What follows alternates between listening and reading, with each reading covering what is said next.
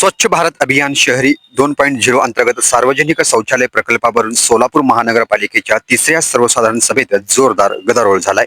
16 वेतन 17 वेतन विशेष महानगरपालिकेचे जे एक निधी आहे यासाठी 5.55 लाख रुपये इतर खर्ची यामध्ये टाकलेले जेणेकरून 4.51 लाख रुपये या संबंधित एक शौचालयासाठी एक सेफ्टीसाठी लागणारा खर्च फक्त 1,45,000 रुपये आणि हे एकूण 324 पैकी निष्कासित करून त्याच्यामध्ये आकांक्षित शौचालय त्याला खर्च केलेले 3 लाख रुपये प्रति शौचालय म्हणजे त्या ठिकाणी प्रकल्पाच्या खर्चात झालेला मोठ्या वाढीवर नगरसेवक प्रवीण दरगा पाटील यांनी तीव्र आक्षेप घेत प्रशासनाला थेट सवाल केला आहे.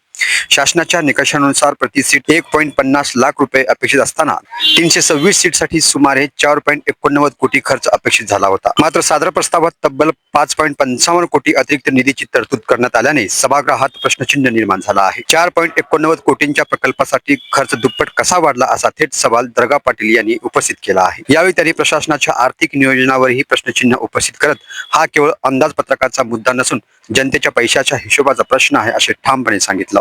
तसेच 27 ठिकाणी शौचालय उभारणीसाठी कोणता सर्वेक्षण अहवाल, तांत्रिक मोजमाप किंवा गरजांचा अभ्यास करण्यात आला आहे याचाही विचारणा केली. याशिवाय जुन्या 614 शौचालय निष्कासित करून फक्त 326 नवीन सीट उभारण्याच्या निर्णयावरही त्यांनी आक्षेप घेतलाय. मनपा निवडणुकीच्या पार्श्वभूमीवर प्रशासकीय काळात घाईघाईत प्रस्ताव सादर करून प्रशासकीय ठराव करण्यात आला होता. सभागृहात गोंधळ सुरू असताना दरगा पाटील यांनी थेट आयुक्तांच्या डायसकडे जाऊन विषय मांडला.